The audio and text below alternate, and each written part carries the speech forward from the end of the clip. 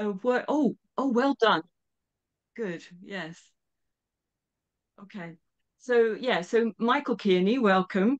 Michael is a recently retired hospice and palliative care consultant who's worked with Cicely Saunders and Balfour Mount, who are both pioneers in the movement of hospice and palliative care. And when I was still working at Arthur Rank, I read his books, which really moved and inspired me. The Mortally Wounded, A Place of Healing, and A Nest in the Stream. Michael offers a whole person psycho-spiritual model of care, which he's built up out of his own professional and personal experience, as well as what he's learned from nature and his involvement in Buddhist and Native American traditions. So it's a very rich base on which he can draw. He's developed deep listening techniques to respond to people's existential distress when they live with a serious illness or are at end of life. And he will talk about how our interconnectedness with nature and having a real sense of that can help us both support ourselves but also increase our capacity to be with the pain of other people. And over time, Michael is moving more in the direction of environmental challenges and how we can respond to those, and young people, how we can support the younger generation in living in the face of what is a very dire situation for our world. And that comes out more in his recent book, Becoming Forest, and a project that he has set up, which he'll talk to us about, which teaches us deep resilience. So Michael is going to talk for about 40 minutes. There'll then be a 10-minute guided practice, and then we'll have about 15 minutes to be in small groups, and we can just talk among ourselves and what it is evoked in us, any ideas that we have around this. And then we'll come back into the big meeting for another 25 minutes or so for general. You can ask Michael questions. If you have any questions, you can also put them in the chat. And also we can just have a general discussion and you can share your thoughts. Um, I think that's all I have to say at the moment. So, Michael, over to you. Thank you, Jeanette, and good morning and good afternoon, everyone. It's very early morning where I am at the moment, um, but lovely to be here. And thank you, Jeanette, so much for this invitation to be with you all. And it just it sounds like such a wonderful initiative that you're all part of in the trauma-informed palliative care group. So thank you for being here and for being here, and I am delighted to be here. I'm going to just get right into my talk. So I'm going to share my screen. I've prepared some PowerPoints. So let me go there.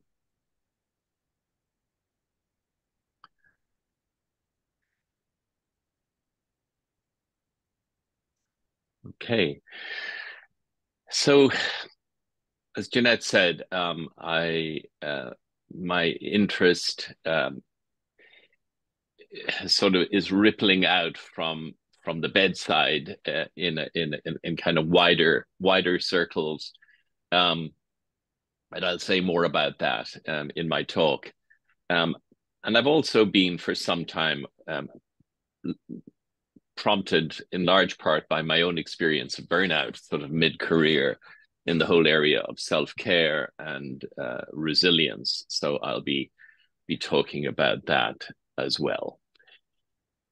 As Jeanette said, I was lucky enough to work with Cicely Saunders. I'm the bearded figure on the left of the picture. I hope you can see it okay. If you can't see it, Jeanette, just come in and let me know. I can see this fine.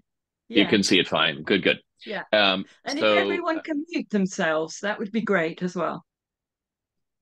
Oh, yeah, that would be good. Dame Cicely is the lady in the middle with the glasses. I was lucky enough to work with her at St. Christopher's in the early 80s. I was there for 10 years. And that was just such a wonderful opportunity. And I was also very lucky to meet and work with Balfour Mount. In fact, the first time I met Balfour Mount, who you see on the right here, was in 1975 when I was doing a 1 week multidisciplinary training at St. Christopher's. I was still a medical student at that time. I graduated in 1977, but I was there as a disillusioned medical student, I might say, and thinking of leaving medicine because I was so disappointed with what I saw, but also more a sense that it just wasn't for me. But that week at St. Christopher's changed everything. And at the end of that week, we all had an opportunity to meet Dame Cicely in her office. And when I knocked on the door and she said, "Come in," there was a young, this is 10 years later or whatever, 13 years later, there was a young man standing there in a blazer and shirt and tie, and she introduced me to Professor Balfour Mount, who had come over from the Royal Victoria Hospital in Montreal because he was interested in what was happening at St. Christopher's and he wanted to bring it back into the acute medical system. And so he went back and started the team at the Royal Vic, and he called it palliative care. And that was the first hospital-based palliative care team. And so was a close colleague and friend of Bal and still am. And I've just come back from spending a few days with him up in Montreal a couple of weeks ago. So in 2008, Bal Mount, myself, and a group of others published a paper in the Journal of the American Medical Association on self-care of physicians caring for patients at the end of life.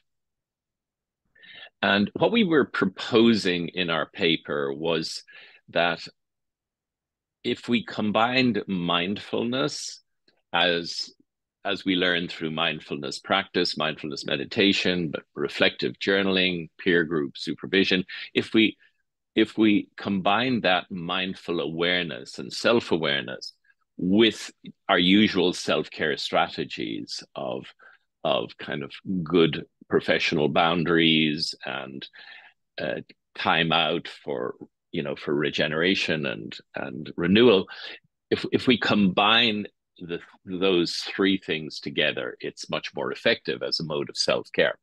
And at that time, I was practicing all three, if you like, I was traditional self-care in the usual way we think about it, but I was also practicing mindfulness. And so I was practicing what we were preaching here.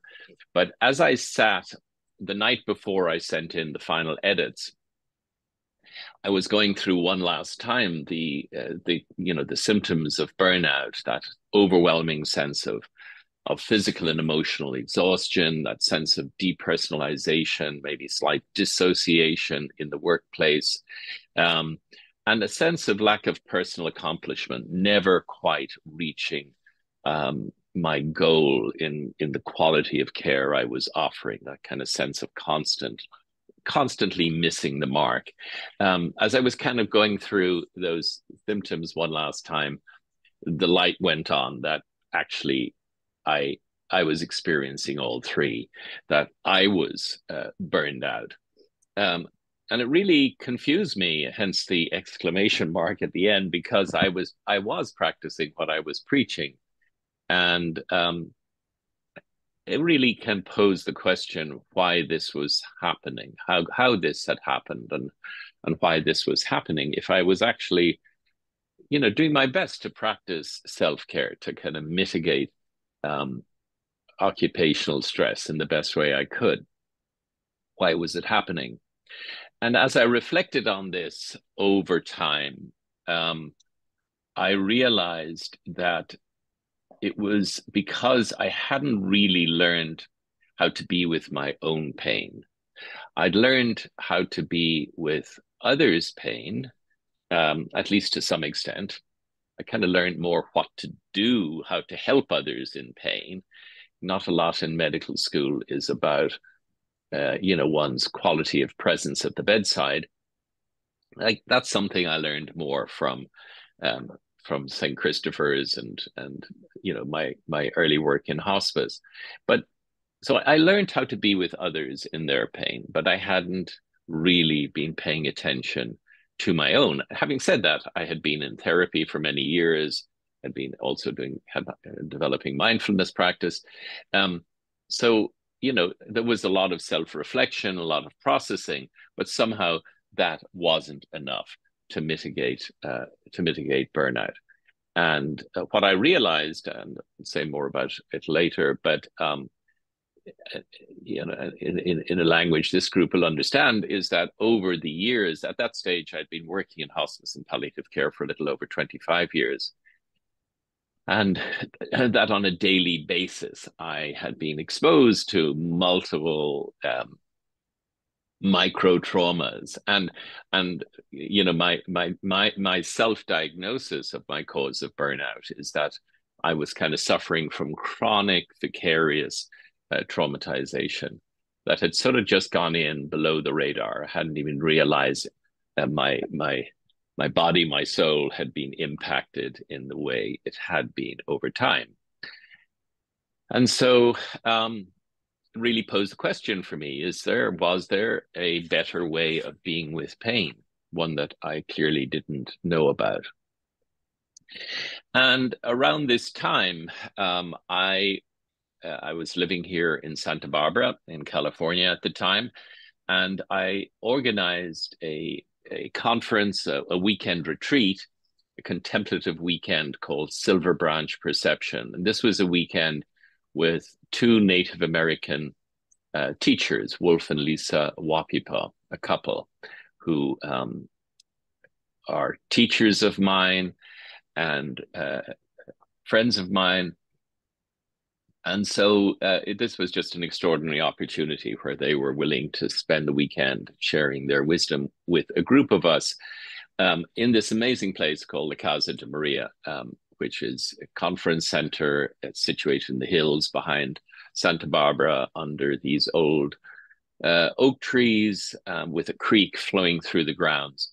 And on one particular afternoon, I think it was the Saturday afternoon of the weekend, they gave us all an exercise, a practice, which was to really just spend a little time thinking about whatever deep question you're carrying in your heart at the moment, some unanswered question that you're carrying around with you these days, and go out onto the grounds of La Casa de Maria with that question, not thinking about it, but just holding it in your heart, and look around and wander until you find somewhere that kind of calls to you to spend some time, and just be there, and be there with beginner's mind, without expectations. Notice what you notice, and notice if anything comes towards you. And and that was the simple instruction we were given. So I participated in that. We were actually heading out for a little over 2 hours with this practice, and so wandered around the grounds, and I wandered over to the east side of the property where there was a creek with a stream flowing through. And I stood at the side of the creek, and there was a pool. The water was flowing in above and below, but right in front of me was a pool of still water, with the water flowing very gently through it. And I looked into the pool and I saw what you see here, this circular shape, which I recognized immediately as a bird's nest, very large bird's nest, which must have fallen from the sycamore trees that we can see reflected, in the water there. And it must have just fallen in because there were little threads at the edge and at the lower edge, kind of waving in the current. And as I watched closely, I could see that even though the water looked very still, it actually was flowing from left. That's left is upstream, and it was flowing across through the open weave of the nest into the central pool of the nest, and then flowing through the lower end of the nest, and flowing on downstream. And as I stood there, as I watched this, as I looked at this, I just felt a sort of a visceral resonance in my body. I didn't have any understanding, and I didn't actually at this time link it with my question: is there a better way of being with pain? But as I stood there, I could just feel that resonance, and um, words came, and the words that came were the loose and open weave of the heart. And this wasn't an auditory hallucination. It was more like something that I sort of felt heard in a heart sense within myself, the loose and open weave of the heart. And so our instruction was, at the end of that 2 hour period, we gathered in a circle under the oak trees with Wolf and Lisa. And I told the story as everyone told their story of what had happened, and shared that phrase. And it really was in the weeks and months afterwards that I realized, I put the two together and realized that what I was being offered here was the outline of another possible way of being with pain. And so thinking about it, and just kind of, as you'll see from my talk, I'm very much work with images and metaphors, and I kind of realized that there really are two ways of being with pain. There are probably many other ways besides, but I was being shown a second way. On the left was my usual default way of being with pain, like that rock. On the right was the nest. And so, as I say, this was my default. And the default is really what I might call here the way of the stone of being with pain. And if you think about, sticking with the stream, if you think about a stone in the stream, and if that stream is life, with all life brings towards us, all its joys, all its sorrows, all its pain, all its happiness. Well, if my heart is like that stone, then the water flows around it. I'm protected from the pain of what is carried towards me, of what I encounter. Sadly, it also means that I don't experience so much the joys that are also there, but it offers some real protection. And I think I offer this as a metaphor for what might be seen as our usual or traditional self-care strategies. And those are a combination of having good professional and personal boundaries. And maybe, in my case, don't wear a white coat anymore when I'm in the hospital, but just kind of one's work persona, whether it's a social worker, whether it's a physician, whether it's a chaplain, whether it's a nurse, our professional persona is itself a suit of armor of kind. It is protective of our human vulnerability. And obviously there are other boundaries, just like kind of taking time out and making sure we take our vacations, and so on. And the kind of other boundaries that come, more flexible boundaries that come with when we combine it with mindfulness, as I'll say in a moment. But so good boundaries combined with doing outside the workplace, are indeed within those kind of short moments, tea breaks, coffee breaks, lunch breaks, things within the workplace that we know that help us to relax and renew. So that combination of protective boundaries and then tapping into what gives us a sense of renewal that's traditional self-care. That's probably what most of us practice as our default mode of self-care, whether we're even aware of it or not. But if we combine this with mindful self-awareness, with a combination of self-knowledge and mindfulness, it really increases the protective potential, the mitigating of from burnout potential of those practices. One of our authors on the paper, Richard Harrison, who's a clinical psychologist who works in Vancouver, coined the phrase exquisite empathy and differentiates between, and he wrote a wonderful paper. And if anybody's interested on this, I will actually come to think of it, his paper is extremely relevant for this group because he worked with a number of trauma therapists who actually were identified by their colleagues as thriving in their workplace. And he interviewed them in this qualitative research project to identify, what were the protective practices that allowed them to work in a kind of a trauma kind of intense environment and yet thrive. And what he identified were, I think, 9 or 10 practices, one of which he called exquisite empathy. And exquisite empathy is, if you like, traditional, usual empathy, as in feeling for and with another, combined with self-awareness.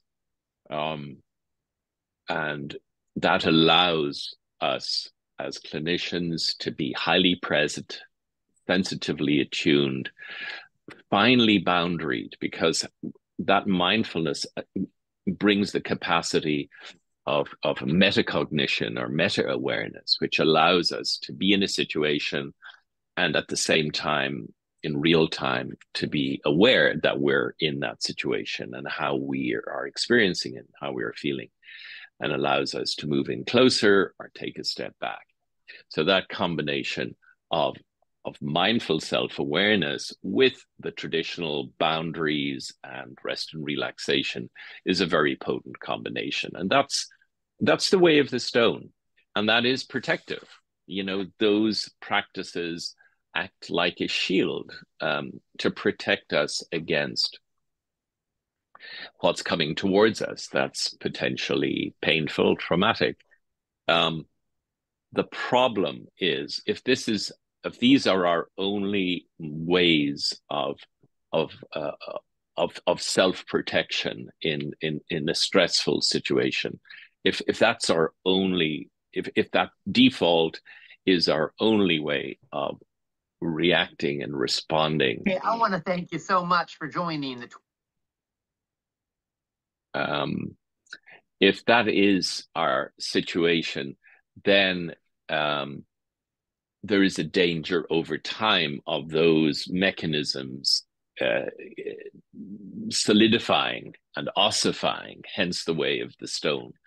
And there's a tragedy in that, because while it's protective, then it's also disconnective, and it leaves us isolated. It leads to isolation, both of us in our little protected bubble, but also the other who we are present to and with, who is in pain and suffering. And they are alone in their pain and suffering. And so, lonely and afraid. And then on the other side of the shield, we are burned out because we're not experiencing any of that kind of joy or that liveliness that would also be coming towards us, were we able somehow to be open to it. And that's what the way of the nest taught me and teaches me, is a way of being openness to whatever comes towards me in a way that is protective, but open.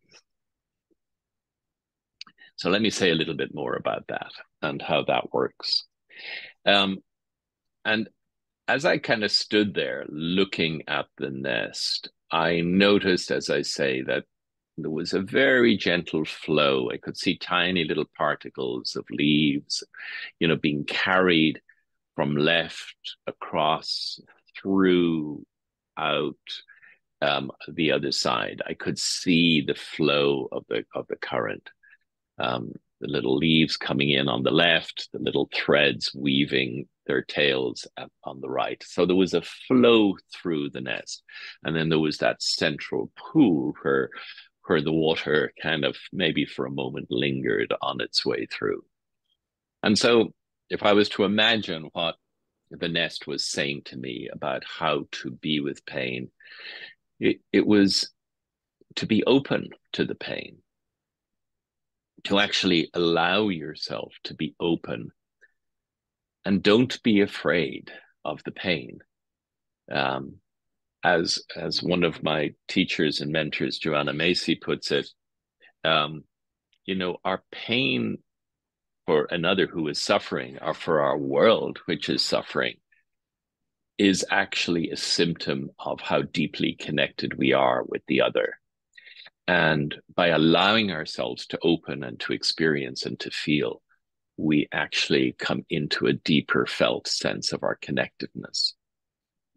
So don't be afraid, be open, and allow yourself to actually feel what you're feeling. Many of us can identify what we're feeling, as we kind of notice it with our attention and our awareness.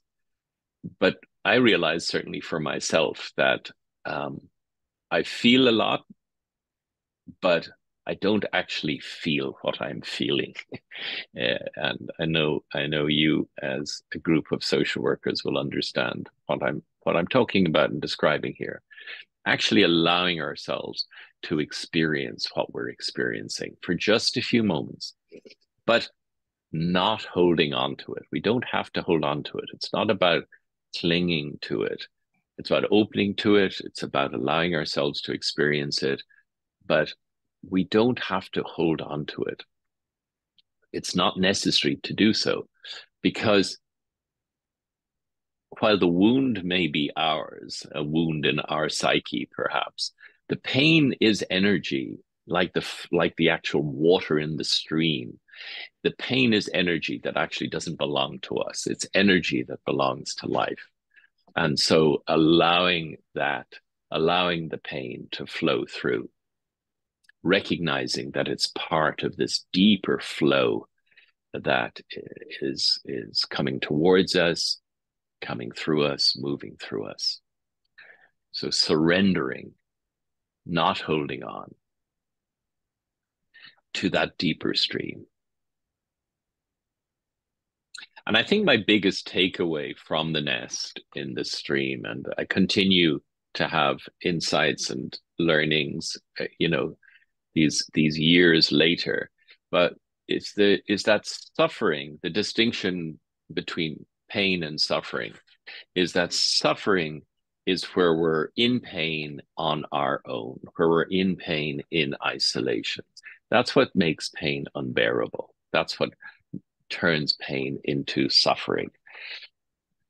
And that healing is pain in relationship, where we're in pain, we're still in pain, but we're not alone in our pain. We're in pain in relationship. And that changes everything. And a patient who said to me once, in such a moment, the pain is still there, but I can live with it now. So here we're going to do a pivot, and the pivot happened in August 2013 when my first grandchild, Elliot, was born. And that marked a shift for me because, I'd been very aware. I love nature. I have a very strong connection to the natural world. I've been blessed, as I say, to work with Indigenous teachers who kind of deepened that sense of reverence for the earth. And I was really, watching and horrified along with everyone else as to what's happening, to our world, to the natural world, because of climate change and other destructive and extractive practices. And I was very aware of that. But what really personalized all of that was the birth of Elliot. And as I just began to feel and imagine what it was going to be like for this little being, and indeed through Elliot, all the little beings that are coming into our world, the world, as Joanna Macy calls it, of the great unraveling that's happening in so many of our life systems. What kind of future was he growing into? This is a corridor in the hospital where I work here in Santa Barbara, and Elliot's arrival in the world kind of marked a shift in my attention, my curiosity, my longing to help, from the microcosm of the bedside to the macrocosm, to what is unfolding around us in our world. And from humans in pain, and I might say I still love and work with humans, and indeed, for the next week, I'll be back in the hospital. So I'm semi-retired. I still do some locum work and weekends and so on. So I but really this marked a shift from a primary, fairly exclusive attention to humans in pain to a world in pain. And, a desire to bring some of what I had learned, I'm learning at the bedside, to a world in need of palliative care, of some of what we learn by accompanying individuals that are facing an existential threat to a world that is facing an existential threat, and seeing that some of the wisdom and some of the teachings that come our way through the patients we work with, the clients we work with, the families we work with, what we learn in our own experience may be relevant more broadly and needed. When we look at, many of you may have seen, well, obviously, I think probably everybody's aware of the kind of migrant situation, this boat on its way from North Africa to Southern Europe, and this photograph taken shortly before this particular boat capsized, and many of the people you see here didn't survive that. Or we look at, we know what's happening to young girls in Afghanistan who, are being denied an education. When we look at the wars that are unfolding in the Ukraine, in Sudan, and the famine associated with it, and of course, what's unfolding at the moment in Gaza and Israel. When we look at our world, when we look at the clear cutting of our forests, when we look at, I live in a part of the world where I've had to evacuate. We've had to evacuate our home 3 times because of wildfires coming down the mountains from behind where we live into the town, threatening our homes, burning some homes. We look at the melting of our ice caps, the droughts, the floods. That sense of moral distress, which, is described first, as I understand it, in the nursing literature, but that sense of being in a situation where we internally feel there's something really wrong about what's happening, that we're part of that because of our situation.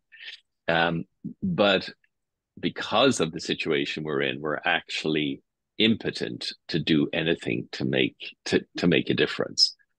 So we see something that's wrong, we know it's wrong, but we can't do anything about it. That's what generates moral distress, and over time moral distress syndrome. And we look at what's unfolding in our world, and I think this is perhaps one of the main generators of burnout that's so prevalent, not just in healthcare, but in our in the wider world. We experience compassion fatigue. Compassion fatigue, where we're present to an individual who is suffering, who is traumatized, but we are secondarily traumatized. And the kind of compassion fatigue, as you all know, is more appropriately described as secondary or vicarious, secondary traumatic stress or vicarious traumatization. So that's what Richard Harrison was addressing when he talked about exquisite empathy, that if we are present simply with our normal human empathic response, but without that kind of layer of mindfulness to allow us to sort of self-monitor, that brings some mitigation and protection, we're very vulnerable over time, as I experienced, to chronic vicarious traumatization. And the end point of all of these occupational stress and life stress situations is burnout. And we really are facing a global pandemic of burnout. This was a meta-analysis published in JAMA in 2018. So this was before COVID, but it was an analysis of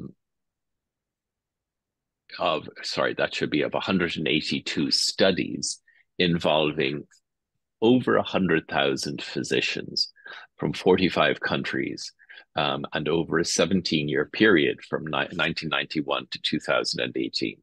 And there was a prevalence of burnout among all those physicians of 67%.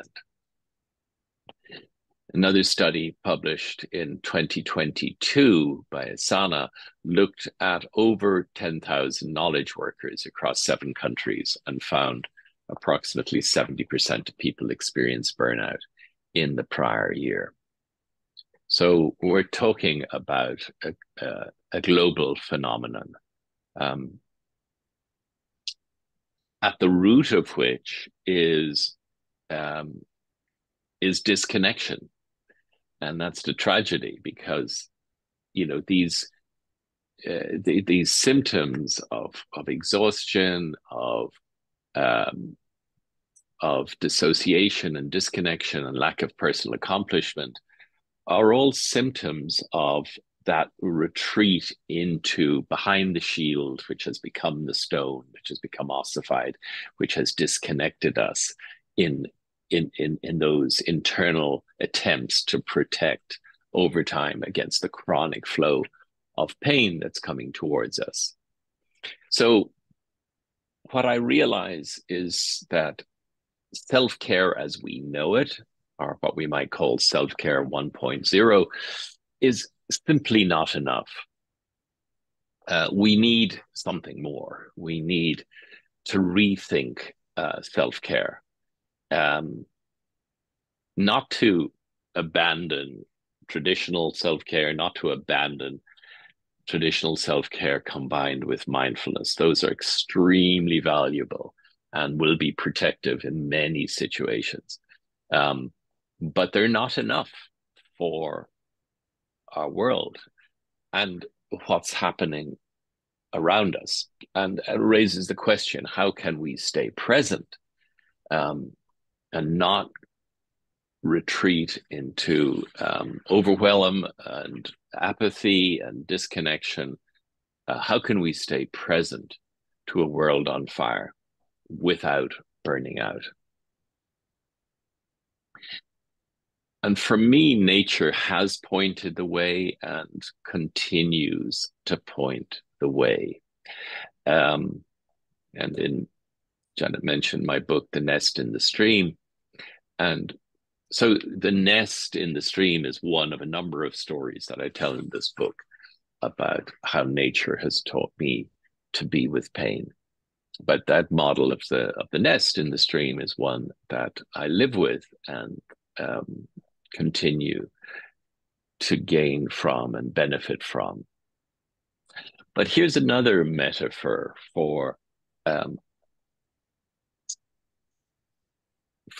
another way of being with pain, a more resilient way of being with pain. This is a redwood forest north of where I live here in Santa Barbara. Traveling up Highway 1 on the coast, one travels through an area called Big Sur, which is just the most majestic part of the world, where the mountains literally kind of just drop sheerly into the Pacific, and very sacred part of the world to Native peoples. Very beautiful part of the world. And during COVID, there was an area up there where my wife and I were lucky enough to be able to travel to and do some writing. And that's where I wrote my book, Becoming Forest. It's literally sitting among these redwoods. Every word in that book was written outdoors in nature. And many of them among these very redwoods we see here. So this was in August of 2020. And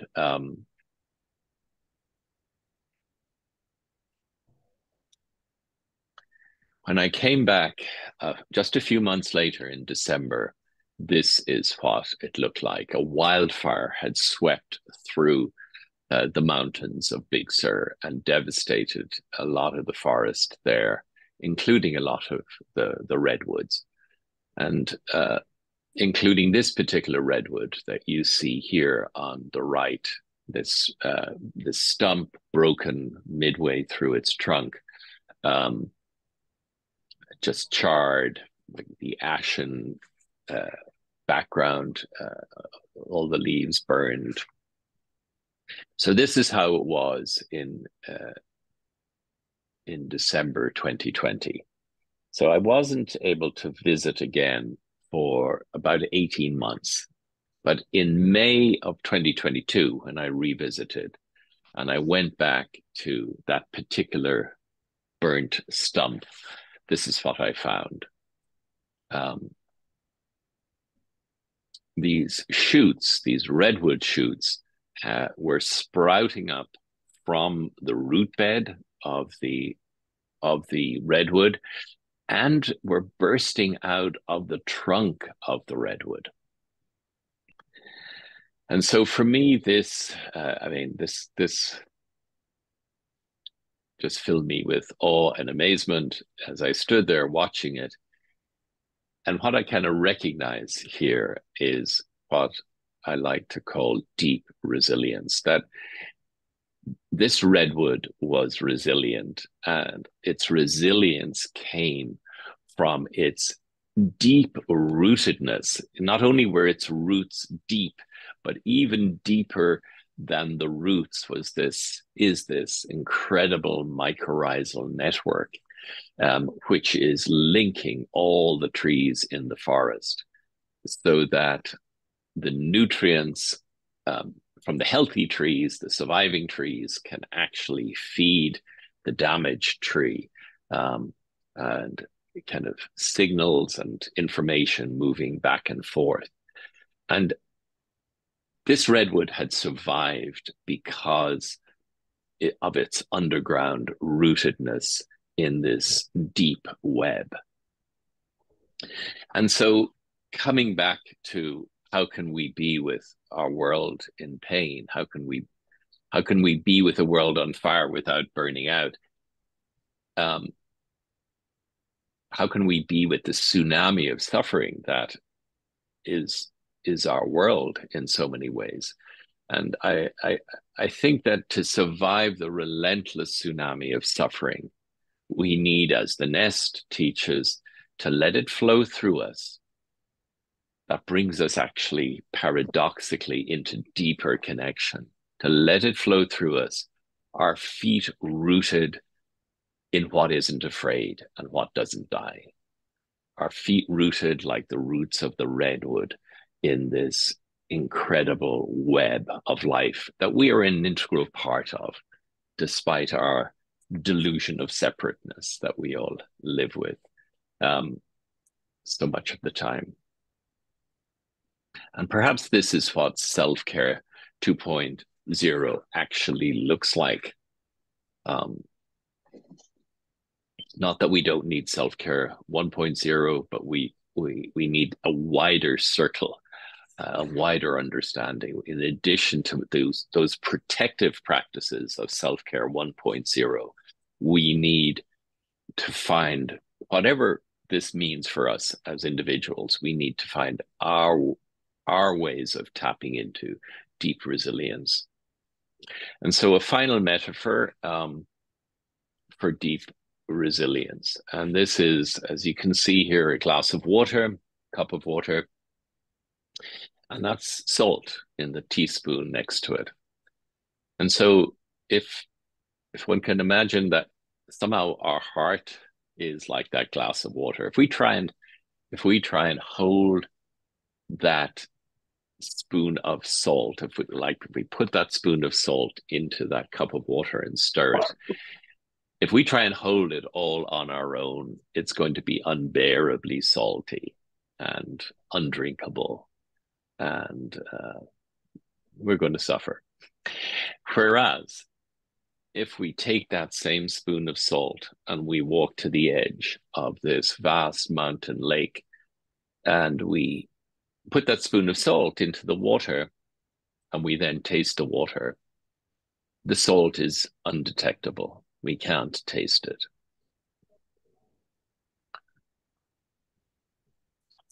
Pain loses its sting when it's held in a bigger container. And so the question this brings up is, how can we be that wild mountain lake to another in pain, to a world in pain?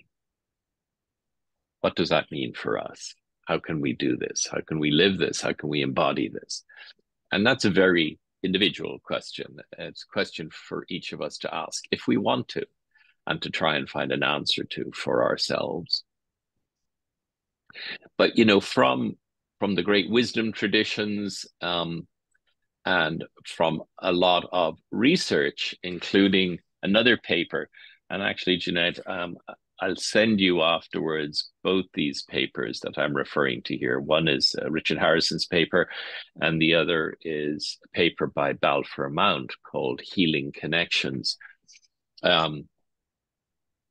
And very briefly, what that paper is, a paper where they looked at 20 individuals at the end of life, similar demographics in every way, except that 10 of those individuals were identified as thriving, 10 of those individuals were identified as being miserable and unhappy.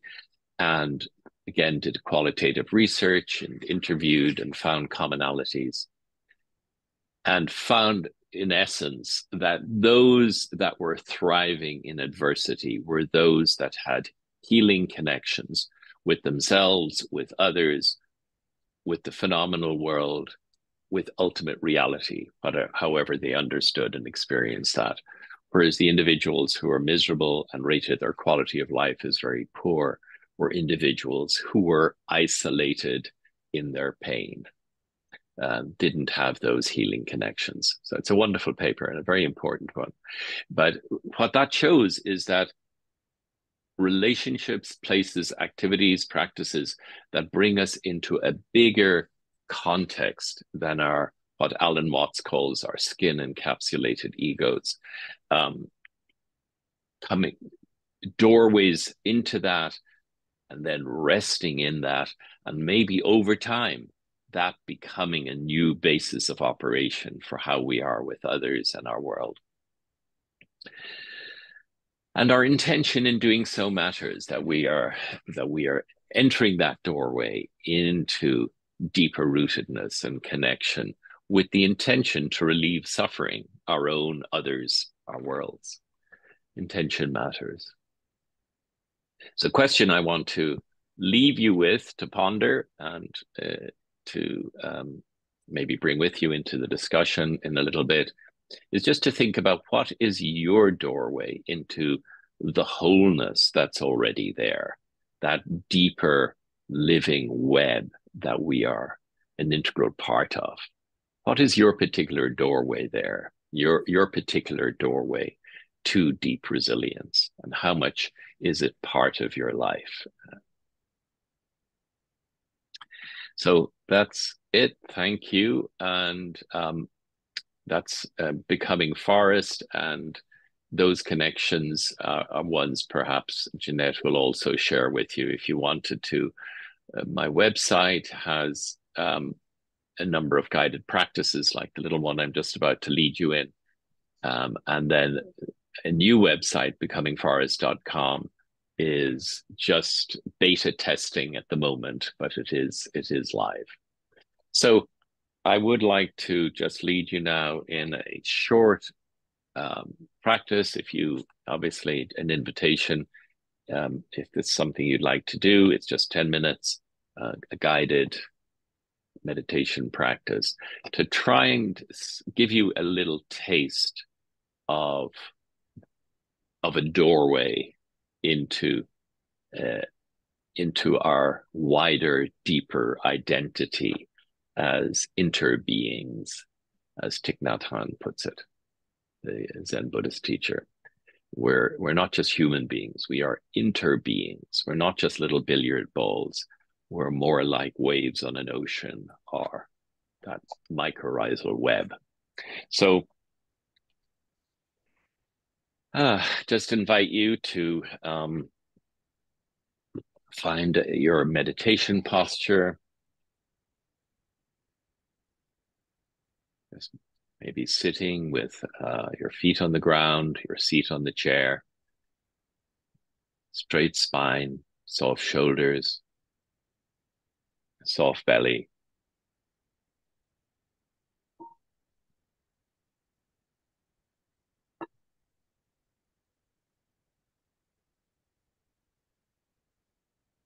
Closing your eyes. Allow your awareness to drop down into your body. And allow your body to drop down into the earth.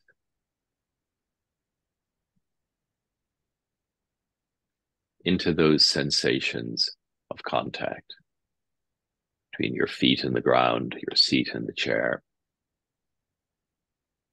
Sensations of firmness and solidity.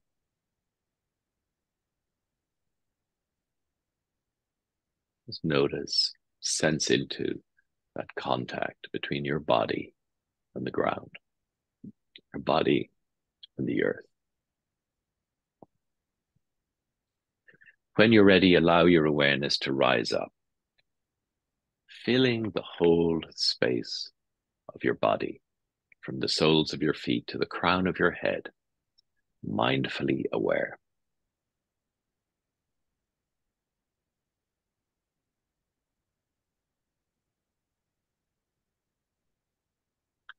And as you're mindfully aware within your body, I invite you to notice where you're most aware of the movement and sensations of breath. Maybe in the rise and fall of your belly or your chest.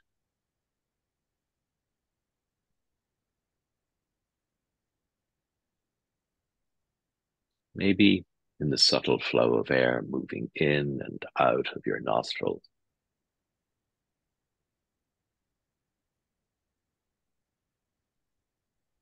Wherever you're most aware of the movement and sensations of breath, allow your awareness to alight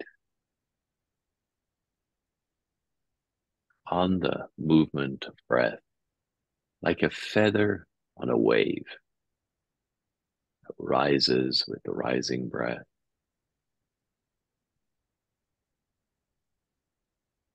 fall with the falling breath.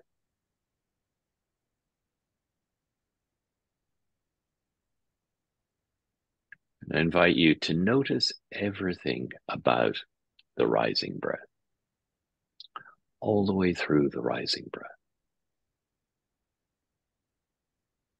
To notice everything about the falling breath, all the way through the falling breath.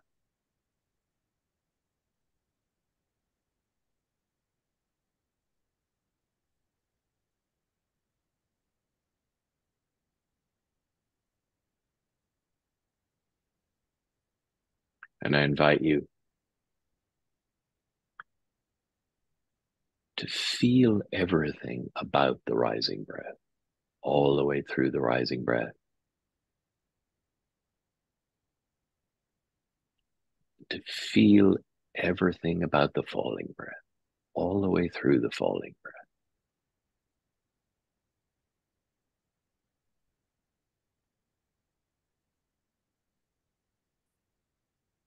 Rising breath, falling breath.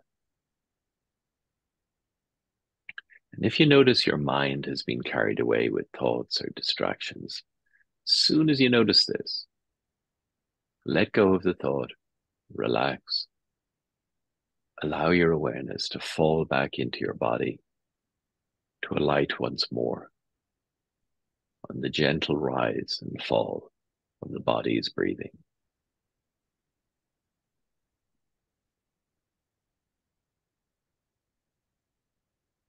Now, as your body continues to breathe, I invite you to open your eyes and to see before you this leaf, to bring all your attention to the leaf, noticing its shape, how it's catching the light, its little veins, how its stem connects it to the stalk, branch, how it's hanging there in space.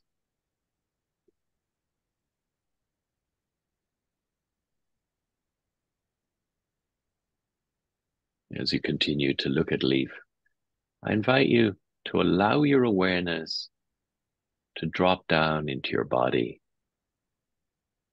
and to notice once more the gentle rise and fall of your body's breathing.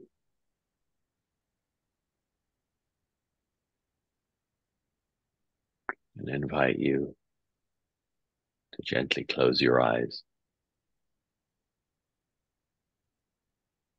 bringing all your awareness, all your attention to this gentle rise and fall of the body's breathing.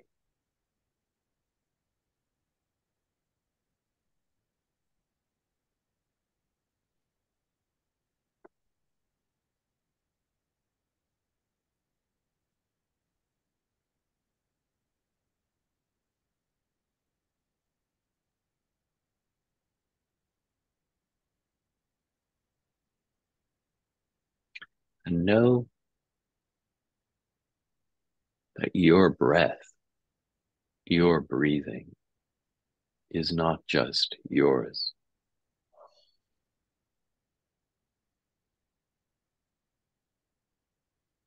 As your body rises with the inhale, you're receiving oxygen from leaf.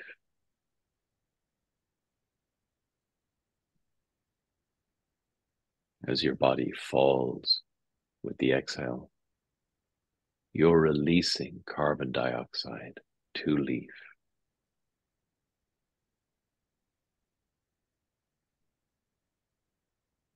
Your breathing in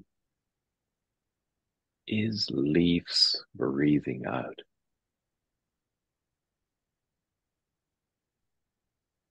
Your exhale, leaf's inhale.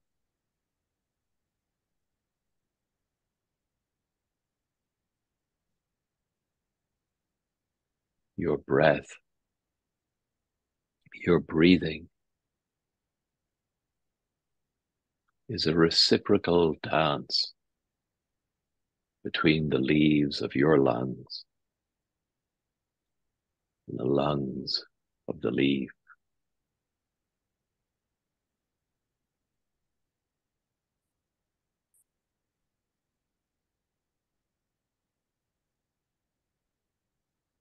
You are alive because of this dance.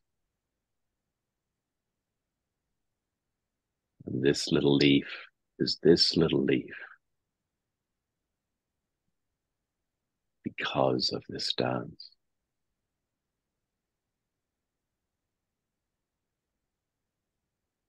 So allow yourself to feel your breath.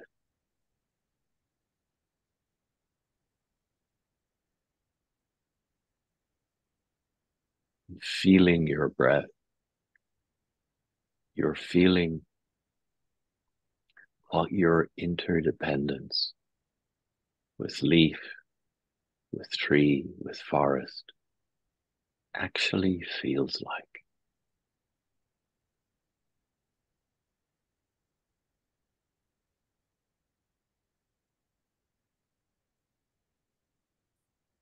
Just a few moments, allow your awareness to be carried in this effortless, reciprocal flow.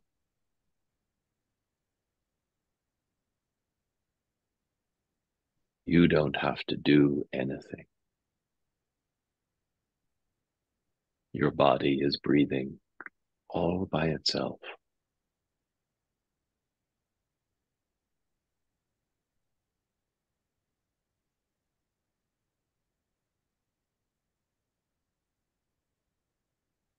Kabir says,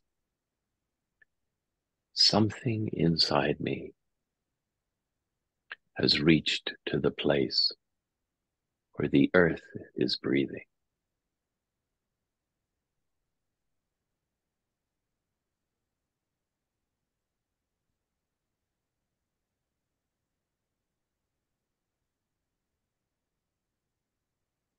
Allow yourself to be carried in this silent,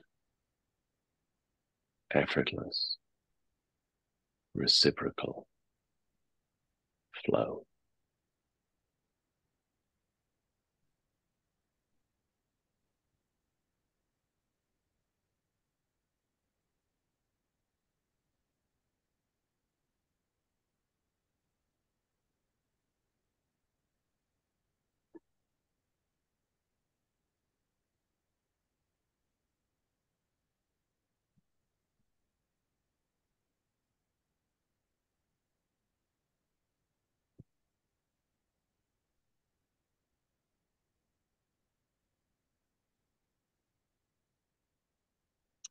Thank you all.